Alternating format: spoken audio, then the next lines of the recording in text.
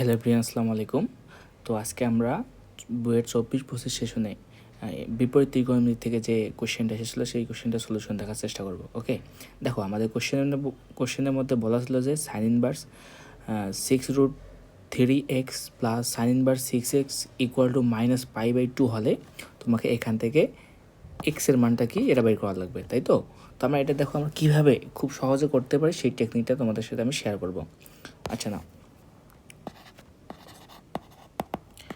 দেখো আমাদের প্রথমত যে কাজটা করা লাগবে, দেখো আমরা এরকম ম্যাথ কিন্তু আমাদের যে অনুশীলনী ছিল চ্যাপ্টার, তো সেখানে কিন্তু অনেকগুলো করছি, তো আমরা সেভাবে করার চেষ্টা করব। 6x - π/2 আমরা কী করতাম, যে কোনো একটাকে অপোজিট সাইডে নিয়ে যেতাম। তো আমাদের দেখো তো এখানে উদ্ভট একটু দেখা যাচ্ছে এই জিনিসটাকে না, তো আমরা চেষ্টা করি এইটাকে ওই সাইডে নিয়ে সমানের এই সাইডে নিয়ে আসবো। ওকে, তো নাও নিয়ে আসাই। তো সাইন ইনভার্স এইদিকে থাকলো কি শুধু 6x না, তো sign inverse 6x equal two কি লিখতে -π/2, তারপর কি লিখতে পারি, তো minus sine inverse 6√3 into x, তাই তো? তো দেখো তো এখান থেকে আর কী করা যায়, দেখো এখান থেকে কিন্তু আমরা মাইনাস কমন নিতে পারি। মাইনাস কমন নিলে কী হয়, দেখো তো π/2 plus sine inverse 6√3 into x, তাই তো? এরকম হয় না? তো এদিকে আসে কি বলতো, এদিকে আছে আমাদের সাইন ইনভার্স 6x। তো আমরা এখন কী করতে পারি, দেখো তো আমরা কি এই সাইনটাকে, দেখো তো আমরা এই সাইনটাকে এই সাইডে ট্রান্সফার করতে পারি না? অবশ্যই পারি, কারণ কীরকম, মনে করো তোমার কাছে এরকম ছিল সাইন ইনভার্স, মনে করো সাইন ইনভার্স 1, আর এইদিকে যদি থাকতো মনে করো π/2, তাহলে আমরা কী লিখতাম, 1 ইকুয়াল টু সাইন π/2 লিখতাম না? তার মানে কি সাইনটা এইদিকে যদি ইনভার্স থাকে তাহলে এই দিকে কী হয়ে যায়, একটা শুধু সাইন হয়ে যায়, তাই তো? তো আমরা এইদিকে নিয়ে যাই এটা, লেখান থাকলো কি শুধু 6x equal to sine minus π/2 plus sine inverse 6√3 into x, তারপর ব্র্যাকেট ক্লোজ। আচ্ছা দেখো তো এই জিনিসটা কি হয়ে গেছে, দেখো এখানে জাস্ট একটু, ওকে দেখো তো এখানে সাইন ইনভার্স, সরি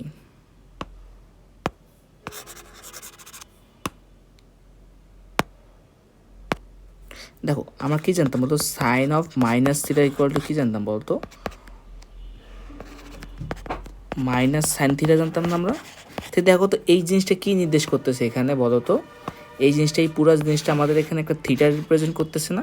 তার সামনে কি দেওয়া আছে, আমাদের মাইনাস দেওয়া আছে। তো এখানে এটা সমান কী লিখতে পারি, মাইনাস সাইন থিটা, থিটা সমান কী দেওয়া আছে বলতো, π/2 plus sine inverse 6√3 into x, তাই তো? আর এইদিকে দেওয়া আছে 6x। ওকে, আচ্ছা দেখো তারপর আমরা এখানে কি করতে পারি, দেখো তো একটু, তো আমরা এই জায়গায় 6x, আচ্ছা সাইন π/2, এই তোমার যদি এরকম তো সাইন π/2 প্লাস থিটা, তো এটার সমান আমরা কী লিখতাম, কস থিটা লিখতাম না? এখন দেখো এটা কোন চতুর্ভাগ এসে, দ্বিতীয় চতুর্ভাগ, দ্বিতীয় চতুর্ভাগে সাইনের মান কত বলো তো, পজিটিভ না? দ্বিতীয় চতুর্ভাগ সাইনের মান হচ্ছে পজিটিভ, তাই তো? তো এখানে পজিটিভ হবে, তো মাইনাস, তো কী হবে এখানে কস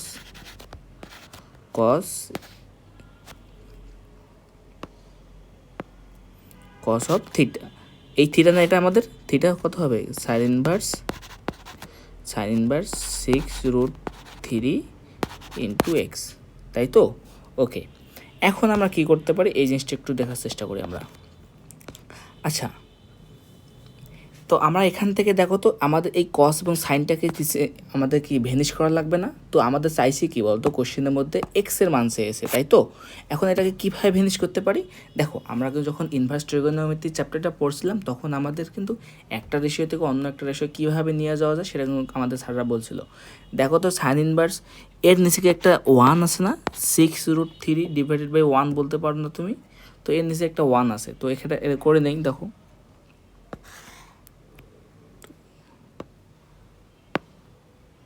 তো আমরা কী করতাম, একটা এরকম একটা ত্রিভুজ অঙ্কন করে নিতাম না। তো এখানে দেখো তো এটা মানে কি, সাইন মানে কি লম্ব বাই অতিভুজ না। লম্ব কত বলতো, তুমি যদি এই কোণের সাপেক্ষে ধরো, এটা কত লম্ব না 6√3, তারপর কী হয় বলতো এদিকে এটা হচ্ছে 1, তাই তো এই কোণের সাপেক্ষে। তার মানে এখন আমাদের কী লাগে বলতো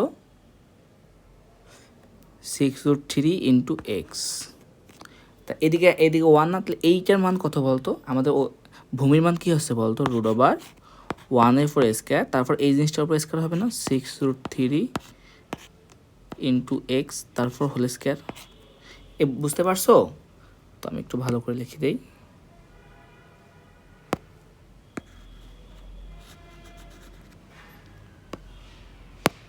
দেখো 6√3 ইন্টু এক্স তারপর হোল স্কোয়ার, এটা করলে কত হয় বলতো 1 - 36 আর 3 যদি আমরা গুণ করি তাহলে 3 36 কত হয়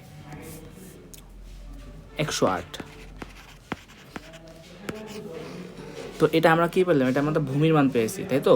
তাহলে এখন আমাদেরকে এই সাইনটাকে ইজিলি কনভার্ট করতে পারবো না আমরা কসে। তো কীভাবে করতে পারি দেখো একটু, মাইনাস তাহলে কস, তাহলে আমরা এটাকে কসে লিখলাম, কস ইনভার্স। তাহলে কী হবে, ওপরে অতিভুজ হবে, অতিভুজের মান কত বলো √1 - 108 x² ডিভাইডেড বাই কত, অতিভুজ কত, অতিভুজ আমাদের 1 না, এখানে 1 হলো। বুঝতে পারছি? তো এখন দেখো তো এখানে কি করা যায়, তো আমাদের এদিকে কস আর এদিকে আছে কস ইনভার্স, কাটাকাটি যায় না, তো থাকলো কি বলো তো, তাহলে 6x = মাইনাস, তো এই থিটার মানটা থাকলো না, শুধু একটু জিনিস থাকলো না, তার সামনে মাইনাস দাও, তো √1 - 108 x², তাই তো। তো আমরা দেখো তো এইদিকে রুট আছে না, রুটটাকে যদি ভেনিশ করতে চাই তাহলে কী করা লাগবে, উভয় দিকে বর্গ করা লাগবে। তো এখানে আমরা বর্গ করলাম উভয় দিকে, যদি আমরা বর্গ করি তারপর কী আসে দেখো মানটা, তো মানটা আমাদের আসতেছে 36x² = 1 - 108 x², তাই তো। তো এখন এই যে 108কে এই দিকে নিয়ে আসো, তো নিয়ে আসলে কত হয় বলতো 36x² + 108 x² = 1, তাই নয়। তারপর দেখো তো কী করতে পারি, তো দেখো 36 আর 108 যোগ করলে 144 x² = 1, তাহলে x² বলতে পারি 1/144, তাহলে অতএব x = কি বলতে পারি প্লাস মাইনাস √1/144 না, তাহলে এটা সমান বলতে পারি +-12, সরি।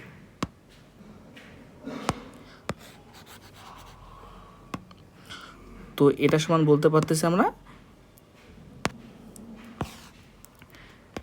x = বলতে পারতেছে 1/12 প্লাস মাইনাস, তাই তো। তাহলে আমাদের x এর মান বের হলো দুইটা, এখন x এর মান কি দুইটাই কারেক্ট হবে, এটা বুঝবো কীভাবে, দেখো আমাদের কোশ্চেনে যেটা বলা ছিল যে তুমি sign inverse 6√3x plus sine inverse 6x = π/2, তোমাকে -π/2 মিলা লাগবে, তাই না। তুমি যদি এখন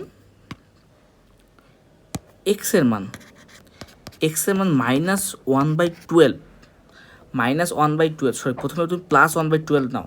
তুমি এই জিনিসটার মান যদি তুমি মনে করো এটাকে 1 নম্বর ইকুয়েশনে বসাও, দেখবা যে এর মানটা তোমার মিলতেছে না, তো এই মানটা মিলতেছে না, তার মানে এটা তোমার অ্যান্সার না। যখন তুমি শুদ্ধি পরীক্ষা করবা